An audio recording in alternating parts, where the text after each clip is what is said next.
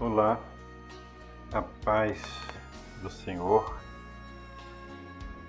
Eclesiastes, capítulo 11, verso 1.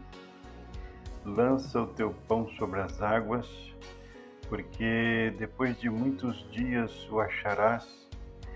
Reparte com 7 e ainda até com 8, porque não sabes que mal haverá sobre a terra. Estando as nuvens cheias, derramam a chuva sobre a terra, e caindo a árvore para o sul ou para o norte, no lugar em que a árvore cair, ali ficará. Quem observa o vento nunca semeará, e o que olha para as nuvens nunca cegará. Pois bem, lança o teu pão sobre as águas, porque depois de muitos dias o acharás, está escrito no verso 1.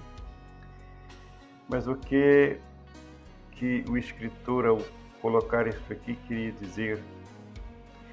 Meus irmãos, espiritualmente, o pão aponta para Cristo, o Senhor Jesus, para aquele que quando surge, quando vem, ele vai dizer: quem come a minha carne e bebe o meu sangue, viverá eternamente.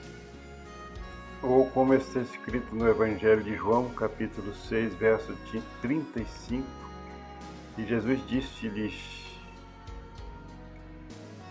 lhes disse: eu sou o pão da vida, aquele que vem a mim não terá fome, e quem crê em mim nunca terá sede.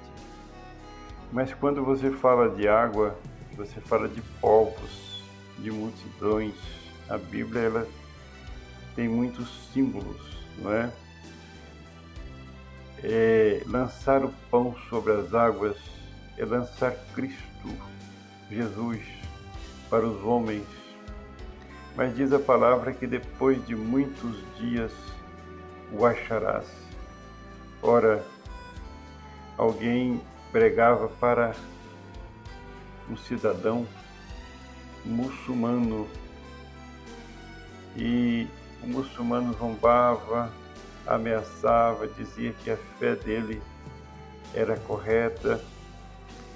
E um dia, essa pessoa que pregava para o muçulmano o tempo passou, não é? Estava em um encontro de estudiosos da Bíblia, e quando ele observa, viu um muçulmano lá. Falou: gente, será que essa pessoa entrou aqui para fazer um atentado, alguma coisa? Aproximou-se dele e ele abraçou aquele irmão. E os dois, o irmão perguntou: mas o que aconteceu? Eu falei: não, rapaz, Cristo me alcançou. Aquilo que você me disse, eu comecei a procurar, comecei a correr atrás, e hoje sou um servo de Jesus Cristo. Meus irmãos, foi um pão que ele lançou e que estava agora achando depois de muitos dias, não é? No verso 2 diz: reparte com 7 e ainda até com 8, porque não sabes que mal haverá sobre a terra. A expressão repartir com 7, ele tem um aspecto espiritual na Bíblia, né? Aliás, toda a numerologia tem. 7 fala das 7 notas musicais, fala das 7 cores que aparecem no arco celeste depois que chove. 7, ele fala da perfeição. Tudo que é perfeito vai ter o número 7. Então, repartir com 7, reparte com perfeição. Não reparte com mesquinhez, com medo, não. Cristo, ele é para salvar, livrar as almas do inferno. Quando a palavra diz: e ainda até com 8, está te dizendo o seguinte: 8 é o símbolo da graça de Deus. Reparte de graça, não cobre, não queira ganhar dinheiro com aquilo que Deus te deu de graça. A palavra conclui dizendo no verso 2, porque não sabes que mal haverá sobre a terra. Sim, nós não sabemos. Então amanhã um terremoto pode surgir e nos engolir, ou uma grande enxurrada pode nos levar embora, ou qualquer destas calamidades que não se espera. É por isto que é preciso falar de Cristo hoje.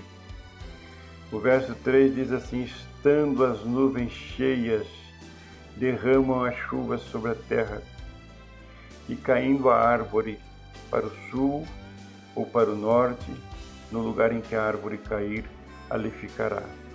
Ora, se estando as nuvens cheias, o que são as nuvens? As nuvens é você, sou eu. Cheias de quê? As nuvens estão cheias de água, você está cheio de Cristo. Se estiver, derramá-lo-á por todas as partes, não é? Mas caindo a árvore para o sul ou para o norte, no lugar em que a árvore cair, ali ficará. Por quê? Porque depois que ela cai, o peso dela é muitíssimo. Mas antes dela cair, você consegue dominá-la. Você amarra cordas, cabos de aço. Se você quiser que ela caia para o norte ou para o sul, você é que vai determinar. Depois que ela cai, não tem como. Esta árvore aí é o homem. Ou ele vai cair para uma eternidade com Deus, ou para uma eternidade sem Deus. Depende do lenhador, né? Daquela pessoa que Deus colocou na mão dele a responsabilidade de anunciar Cristo, de jogar o pão sobre as águas. Você fê-lo? Se não fez, e ele caiu para uma eternidade sem Deus, foi por falta da palavra que Deus colocou na sua boca e que não chegou até os ouvidos dele. Verso 4, quem observa o vento nunca semeará, e o que olha para as nuvens nunca cegará. Isso aqui é muito importante, porque o Senhor não está falando aqui de plantar ou colher o alimento físico, mas o alimento espiritual que é Cristo no coração dos homens. Eu lembro da experiência de um senhor, não é? Depois as pessoas foram mudando isso aí, já colocou. Esse senhor, o que acontece?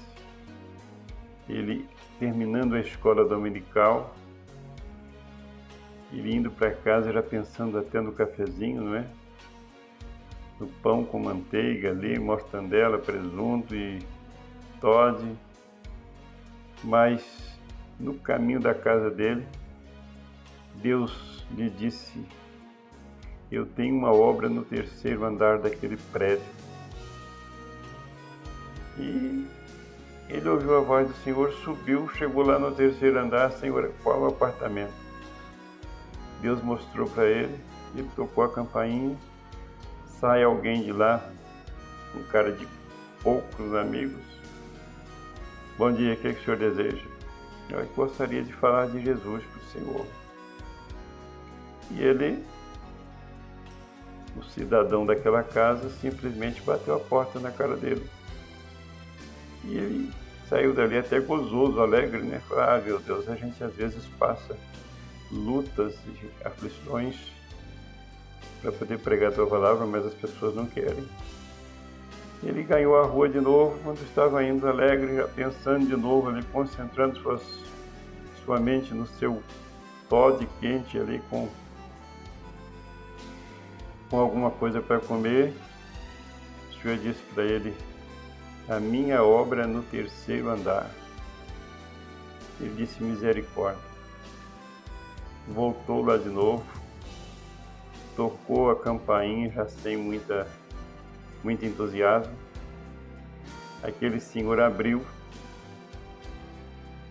e falou com ele: mas como ousas ser tão agressivo? E deu nele girou o corpo dele e empurrou do lado da escada. Aconteceu com ele igual aqueles brinquedos que você dá corda, né, e depois solta. Ele desceu a escada a 1000. Aí chegou na rua glorificando: obrigado, meu Deus, porque eu fui ali insultado por causa do teu nome. Agora eu vou para casa. Na rua de novo, Deus falou com ele: a minha obra no 3º andar. E ele: misericórdia, agora sim, agora é para morrer. Voltou lá. Ele não observou as nuvens e o vento, né? Ele voltando, bate na porta, o homem abre de novo. Ao invés de fechar a porta ou empurrá-lo para fora, puxou para dentro e caminhou com ele para jogar na janela. Aí o menino dele, né, que ao longo do tempo eles foram mudando essa experiência, parece que a pessoa vai perdendo ali o cerne da coisa, mas era uma criança, um menino de 10 anos, disse: papai, coloca esse moço no chão. O homem assustou, colocou, começou a chorar. Quando, resumindo a história, o filho era mudo, nunca tinha falado, e Deus naquele momento operou algo maravilhoso. Por quê? Porque ele não observou o vento. Que o Senhor nos ajude a não observar o vento, não é? Para que possamos semear e para que possamos cegar.